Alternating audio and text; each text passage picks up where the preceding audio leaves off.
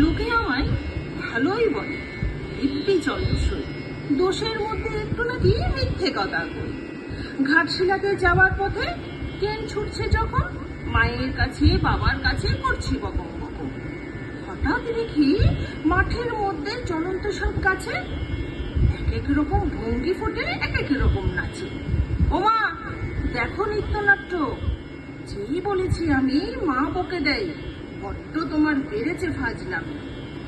চিড়িয়াখানার নাম তো জানো, আমার সেজমেশো আদর করে দেখিয়েছিলেন পশুরাজের কেশু। কদিন পরে চুন খসানো দেয়াল জুড়ে দেখি ঠিক অবিকল সেই রকমই মূর্তি যেন দেখি। ক্লাসের মধ্যে যে বলেছি সুরঞ্জনার কাছে, জানিস আমার ঘরের মধ্যে সিংহ বাঁধা আছে।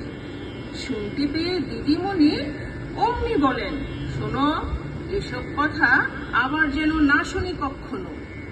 বলি না তাই সেসব কথা, সামলে থাকি খুব।